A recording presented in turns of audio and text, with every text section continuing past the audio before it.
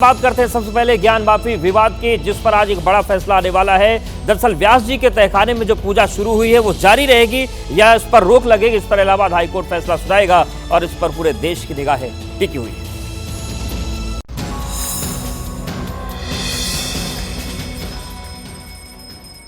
वाराणसी जिला अदालत के फैसले के बाद ज्ञान वापी परिसर में मौजूद व्यास जी के तहखाने में बीती 31 जनवरी की रात से 31 साल के बाद पूजा शुरू हुई थी, जिसके खिलाफ मस्जिद कमेटी ने हाईकोर्ट का रुख किया और व्यास जी के तहखाने में पूजा पाठ के खिलाफ दायर याचिका पर आज हाईकोर्ट फैसला सुनाएगा।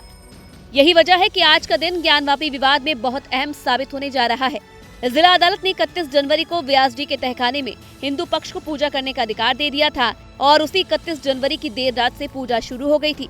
ज्ञान वापी मस्जिद का प्रबंधन करने वाली अंजुमन इंतजामिया मस्जिद कमेटी ने तहखाने में पूजा पाठ के खिलाफ इलाहाबाद हाई कोर्ट में याचिका दाखिल की थी। 15 फरवरी को दोनों पक्षों की लंबी बहस के बाद हाई कोर्ट ने फैसला सुरक्षित कर लिया था और आज सुबह 10 बजे हाई कोर्ट में जस्टिस रोहित रंजन अग्रवाल की सिंगल बेंच अपना फैसला सुनाएगी। यानी आज ये तय हो जाएगा कि व्यास जी के तहखाने में पूजा अर्चना जारी रहेगी या रोक लगेगी। प्रधानमंत्री मोदी आज देश को बड़ी सौगात देंगे।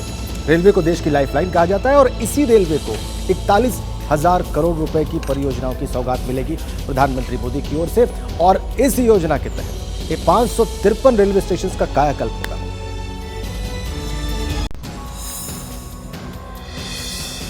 रेलवे स्टेशन पर वर्ल्ड क्लास और हाईटेक सुविधाओं के साथ लोगों का सफर कैसे आसान और सुरक्षित हो, इस ओर कदम बढ़ाते हुए प्रधानमंत्री नरेंद्र मोदी दोपहर 12:30 बजे वीडियो कॉन्फ्रेंसिंग के जरिए देश को बड़ी सौगात देने वाले हैं।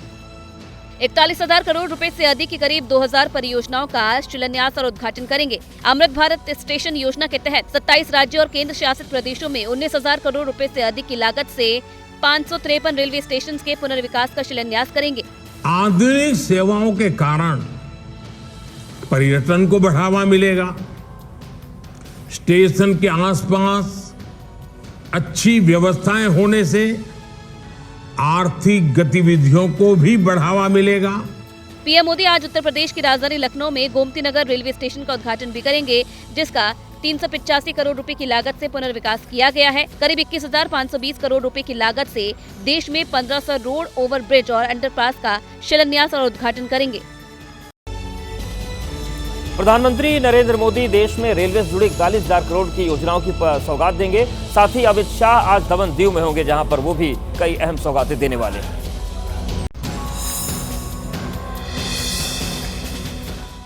लोकसभा चुनाव से पहले केंद्रीय गृह एवं सहकारिता मंत्री अमित शाह लगातार अलग अलग राज्यों का दौरा कर रहे हैं। रविवार को मध्य प्रदेश के बाद आज गृह मंत्री केंद्र शासित प्रदेश दमन और दीव के दौरे पर रहेंगे और अलग कार्यक्रमों में हिस्सा लेंगे। अमित शाह सुबह 11 बजे दमन में मिरसोल रिजॉर्ट में गृह मंत्रालय की परामर्शदात्री समिति की बैठक करेंगे, जबकि शाम 4 बजे सिलवासा के सायली में लाभार्थी सम्मेलन में हिस्सा लेंगे। साथ ही अलग अलग योजनाओं का उद्घाटन और शिलान्यास भी करेंगे। दरअसल मोदी सरकार का संकल्प है कि भारत को आर्थिक रूप से दुनिया की तीसरी बड़ी ताकत बताना।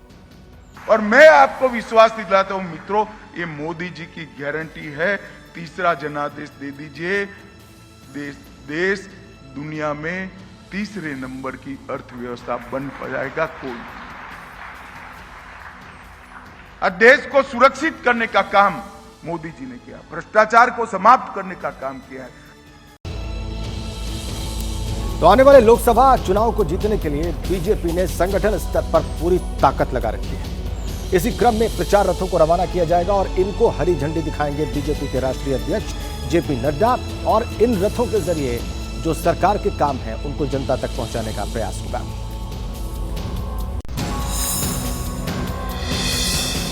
मिशन 370 प्लस को हासिल करने के लिए बीजेपी अपनी प्लानिंग को तेजी से जमीन पर उतारने लगी है। इसी कड़ी के तहत आज से बीजेपी संकल्प पत्र कमेटी के माध्यम से रथ यात्रा शुरू होगी। सुबह 10 बजे बीजेपी अध्यक्ष जेपी नड्डा प्रचार रथों को रवाना करेंगे। बीजेपी के रथ पूरे देश में प्रचार करेंगे। लोकसभा चुनाव से पहले देश के अलग अलग हिस्सों में इन प्रचार रथों के जरिए बीजेपी आम लोगों तक पहुंचेगी। जिनके पास मोदी जी जैसा नेता हो और उपलब्धियों वर्ष भरे 10 वर्ष हो, उनको चुनाव में जाने का सदा इंतजार रहता है कि चुनाव आएंगे, हम फिर एक बार अपनी उपलब्धियां बताएंगे। अपने नेता के नेतृत्व में जो देश का नाम बड़ा है उसको लेके वोट मांगेंगे। बीजेपी के प्रचार रथ मोदी सरकार के कामकाज की जानकारी देंगे। 10 साल में सरकार की उपलब्धियों की जानकारी दी जाएगी। विकसित भारत का विजन लोगों के सामने रखा जाएगा। बीजेपी का प्रचार रथ अत्याधुनिक सुविधाओं से लैस होगा। राष्ट्रीय महामंत्री सुनील बंसल प्रचार रथ का पूरा कार्यक्रम देख रहे हैं। सियासी गलियारों से एक सनसनीखेज खबर हरियाणा से सामने आई है, जहां पर बहादुरगढ़ में आईएनएलडी के हरियाणा चीफ नफे सिंह की निर्मम हत्या कर दी गई। गाड़ी पर गोलियों के निशान और टूटे हुए शीशे उस हत्याकांड के गवाह हैं जिससे हरियाणा हिल गया है।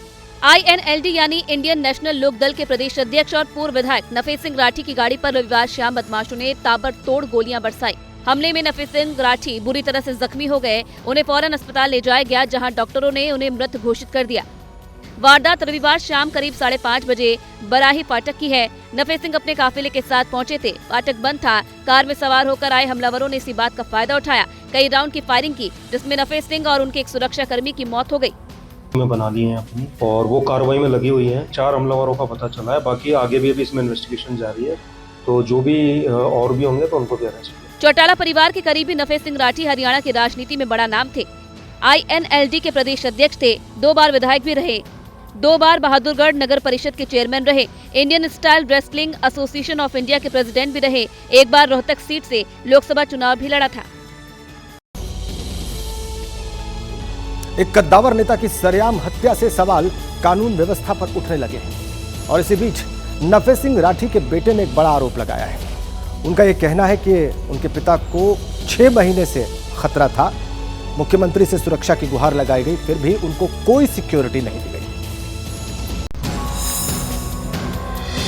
पिछले 6-7 महीने से बार बार इनपुट आ रहा था। सीआईडी का भी था, लोकल पुलिस का भी था कि भाई आपके ऊपर हमला हो सकता है, सावधान रहिए। लेकिन मरने वाले को तो हमेशा सावधान रहना पड़ता है, लेकिन मारने वाले को तो एक ही मौका चाहिए।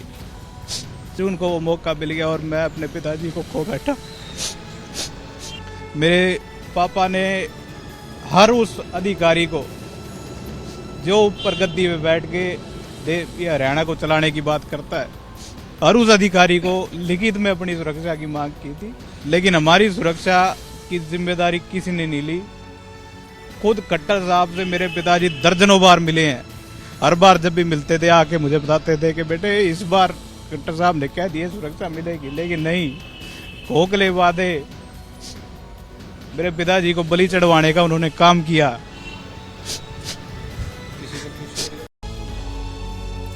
इस बीच पूरी घटना पर सीएम खट्टर ने शोक व्यक्त किया है। उन्होंने कहा कि किसी दोषी को बख्शा नहीं जाएगा, लेकिन विपक्ष हमलावर है और सीबीआई जांच की मांग कर रहा है।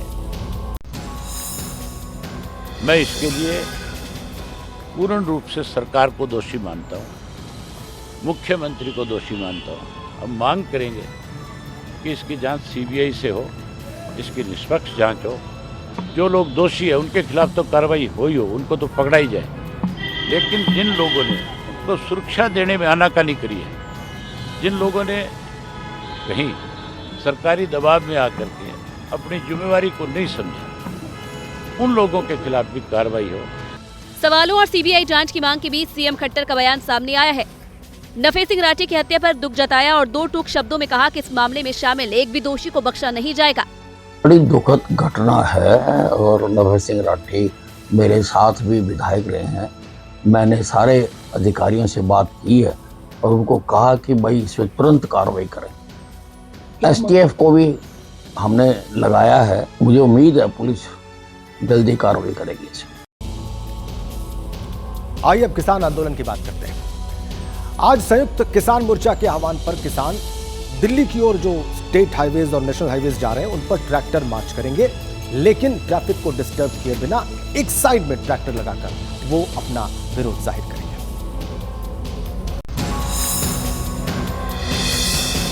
पिछले 14 दिनों से आंदोलन पर अड़े किसान 29 तारीख तक दिल्ली कूच नहीं करेंगे। आगे क्या करना है ये फैसला 29 तारीख को फाइनल किया जाएगा, लेकिन अपनी मांगों को मजबूती से रखने के लिए हर दिन किसी न किसी तरह विरोध प्रदर्शन का प्लान तैयार है और उसी के तहत आज ट्रैक्टर मार्च निकाला जाएगा।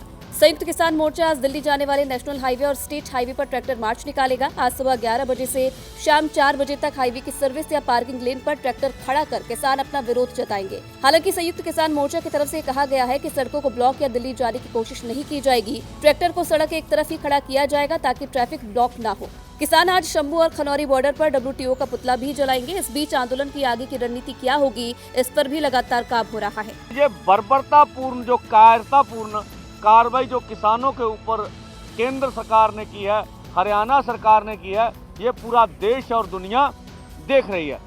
इस बीच सिंघू बॉर्डर पर कुछ हिस्से से बैरिकेड हटाने का काम शुरू हो चुका है, जिससे आम लोगों को राहत मिली है। और अब बात करते हैं दिल्ली के मुख्यमंत्री अरविंद केजरीवाल की। ईडी का समन आज का है, वो पेश होंगे या नहीं, इस पर कुछ कहा नहीं जा सकता। वहीं एक केस में पूर्व सांसद महुआ मोइत्रा को भी ईडी के सामने पेश होना है, लेकिन उनकी पेशी को लेकर भी सस्पेंस।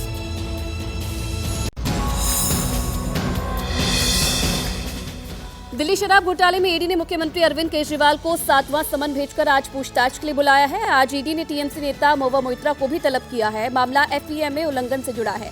फीमा से जुड़े मामले में मुंबई के रियल एस्टेट डेवलपर हीरानंदानी समूह के प्रमोटर निरंजन हीरानंदानी और उनके बेटे दर्शन हीरानंदानी को भी तलब किया गया है। महुआ मोइत्रा और केजरीवाल दोनों को भले ही अलग अलग मामलों में पेश होना है, लेकिन एक चीज कॉमन है और वो ये है कि दोनों अभी तक एक बार भी ईडी के सामने पेश नहीं हुए हैं। आज भी पेश होंगे या नहीं, इसे लेकर तस्वीर अब तक साफ नहीं है।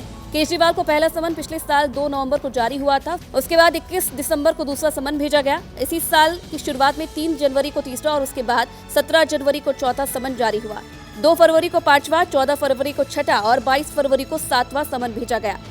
इनमें से 6 बार तो केजरीवाल पेश नहीं हुए और आज भी आसार कम ही नजर आ रहे हैं। अब ईडी नहीं, CBI भी अरविंद केजरीवाल जी को गिरफ्तार करने के लिए कदम बढ़ा रही है। और इस वक्त की बड़ी खबर का रुख कर लेते हैं। जिस तरीके से INLD हरियाणा चीफ नफे सिंह राठी की हत्या, इस मामले में जांच तेज हो गई है। नफे सिंह राठी हत्याकांड में CCTV सामने आया है और बरही गांव में रेलवे फाटक पर एक संदिग्ध कार देखी गई। पुलिस लगातार जांच कर रही है CCTV में, यही वो संदिग्ध कार है जो देखी गई है और अब तक की जो जांच है उसमें यह माना जा रहा है कि यही वो हमलावर हो सकते हैं और इस CCTV फुटेज के आधार पर पुलिस जांच कर रही है। गाड़ी के नंबर को ट्रेस करने की कोशिश की जा रही है। तो बड़ी खबर और ये तस्वीरें सामने आई हैं नफे सिंह राठी हत्याकांड को लेकर।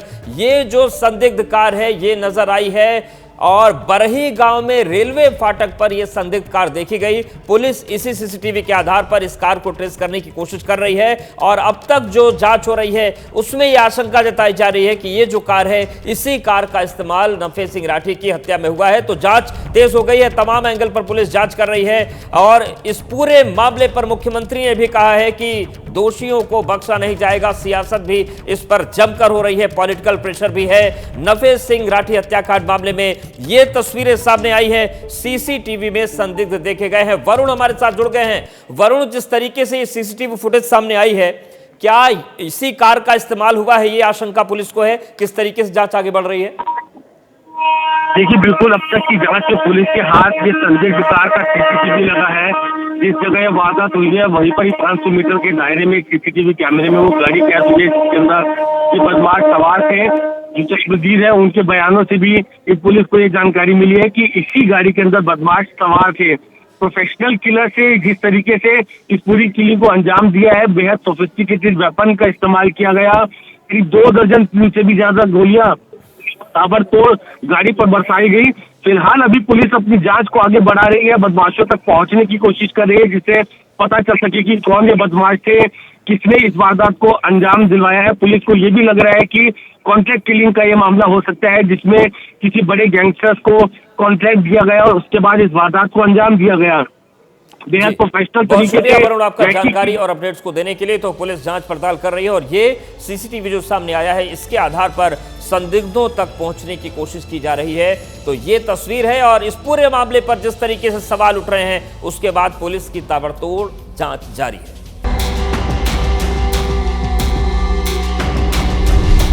थर्रा उठा हरियाणा का बहादुरगढ़, 40 से 50 राउंड हुई फायरिंग।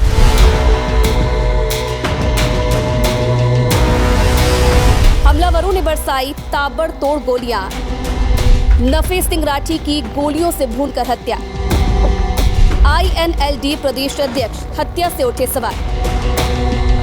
हरियाणा का झज्जर जिले का बहादुरगढ़ अचानक चली गोलियों से थर्रा उठा। बदमाशों ने INLD के प्रदेश अध्यक्ष नफे सिंह राठी की गाड़ी पर रविवार देर शाम ताबड़तोड़ गोलियां बरसा दी।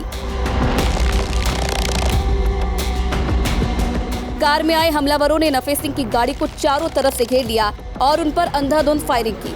नफे सिंह राठी पर 40 से 50 राउंड फायरिंग की गई। बताया जा रहा है कि i10 कार में सवार होकर आए हमलावर नफे सिंह राठी की कार का पीछा कर रहे थे।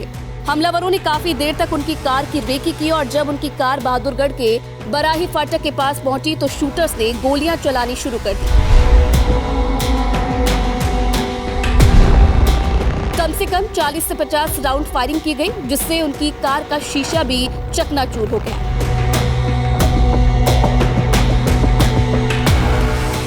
यहाँ पर आपको जो सबूत है वो आपको नजर आएंगे, किस तरह से यहाँ पर जो कांच के टुकड़े हैं, इसके अलावा और जो तमाम सारी चीजें हैं वो आपको यहाँ पर साफ तौर से नजर आएंगी।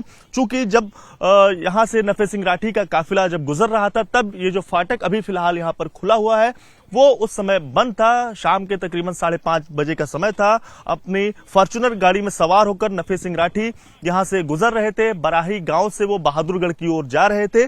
उसी दौरान i10 कार में सवार होकर हमलावर पहुंचते हैं और यहाँ पर ताबड़तोड़ कई राउंड जो फायरिंग है उनके ऊपर की जाती है, जिसमें वो घायल हो जाते हैं और उनको यहाँ से नजदीकी अस्पताल है वहां पर ले जाया जाता है और जिसके बाद पता चलता है कि ज्यादा खून बहने की वजह से उनको मृत घोषित कर दिया जाता है। पूर्व विधायक नफे सिंह राठी पर पहले भी छिटपुट हमले हुए थे और काफी समय से जान से मारने की धमकियां मिल रही थी। इसके लिए उन्होंने सरकार से सुरक्षा की गुहार भी लगाई, लेकिन उन्हें सुरक्षा मुहैया नहीं कराई गई। परिवार जो आशंका जता रहा था वो सच साबित हुआ। उन्हें बेरहमी से सरेआम गोलियों से भून दिया गया। 6 महीने से लगातार हमारा पूरा परिवार सुरक्षा की मांग कर रहा था। मेरे भाई कपूर ने कई बार सुरक्षा की मांग की, पत्रकार वार्ता करके भी मांग की। मेरे पापा ने हर उस अधिकारी को लिखित में अपनी सुरक्षा की मांग की थी कि भी मेरे और मेरे परिवार को जान का खतरा है, लेकिन हमारी सुरक्षा की जिम्मेदारी किसी ने नहीं ली। खुद कट्टर साहब से मेरे पिताजी दर्जनों बार मिले हैं। हर बार जब भी मिलते थे आके मुझे बताते थे कि बेटे इस बार कट्टर साहब ने कह दिया सुरक्षा मिलेगी, लेकिन नहीं, खोखले वादे मेरे पिताजी को बलि चढ़वाने का उन्होंने काम किया। गोलीबारी की घटना के बाद नफे सिंह राठी और अन्य घायलों को अस्पताल ले जाया गया, जहां डॉक्टर्स ने बताया कि राठी और सुरक्षा कर्मी के शरीर से बहुत ज्यादा खून बह गया था। दोनों की मौत पहले ही हो चुकी थी। उनके अलावा हमले में घायल हुए 2 और लोगों का ICU में इलाज चल रहा है। उनके कंधे, छाती और जांघों में गोलियां लगी है।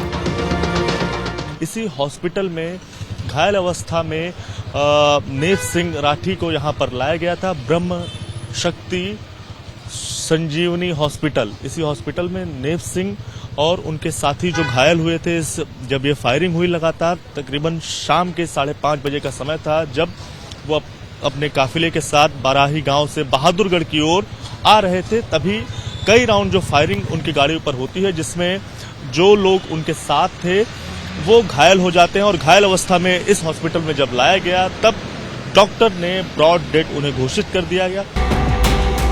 नफे सिंह राठी हरियाणा की सियासत में बड़े चेहरे थे। बहादुरगढ़ से 2 बार विधायक रह चुके नफे सिंह राठी 2 बार बहादुरगढ़ नगर परिषद के चेयरमैन भी रहे, कुश्ती संघ के राष्ट्रीय अध्यक्ष भी रहे, हरियाणा पूर्व विधायक एसोसिएशन के अध्यक्ष भी रहे। इसके अलावा राठी 1 बार रोहतक सीट से लोकसभा चुनाव भी लड़े। INLD के मौजूदा प्रदेश अध्यक्ष थे। INLD में टूट के बाद भी वो ओम प्रकाश चौटाला गुट से जुड़े रहे और अभय चौटाला के करीबियों में शामिल रहे।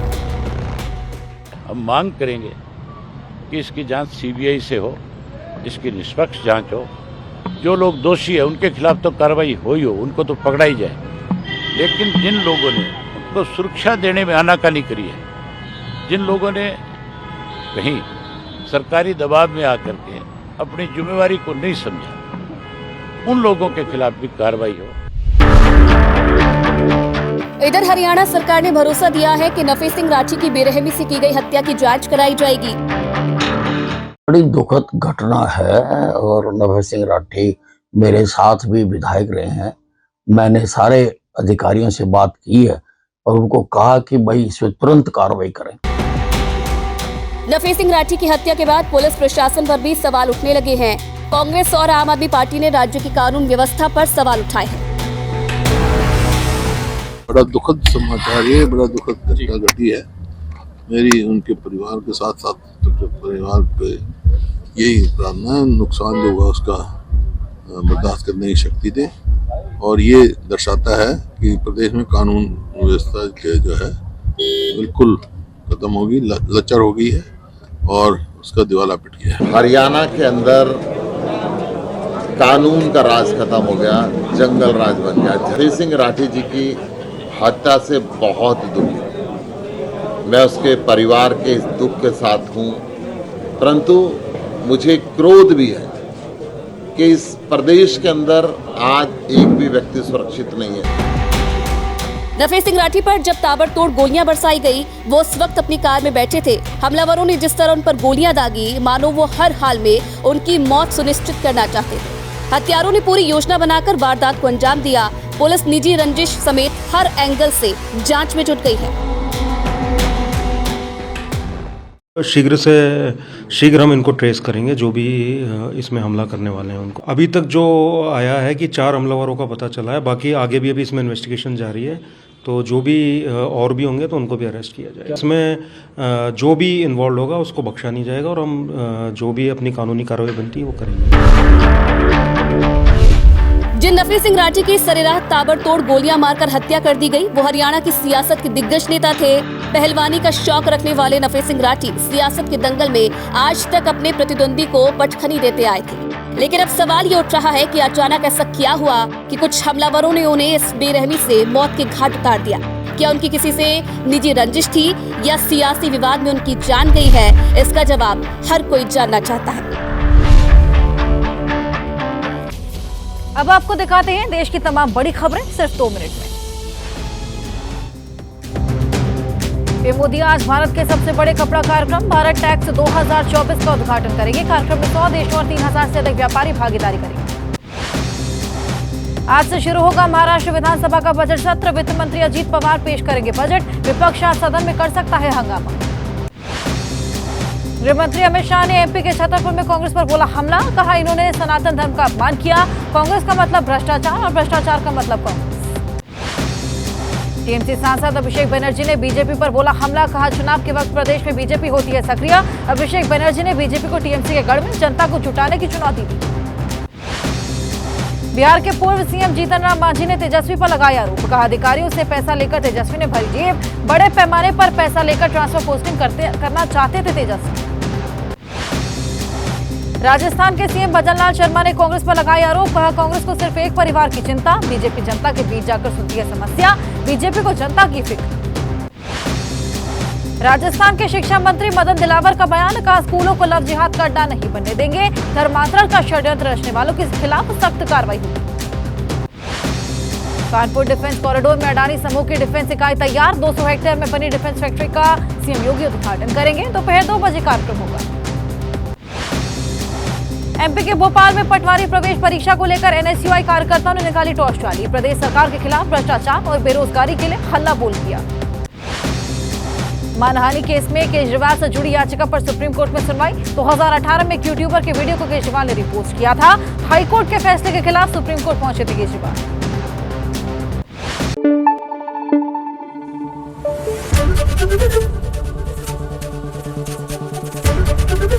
एबीपी न्यूज आपको रखे आगे।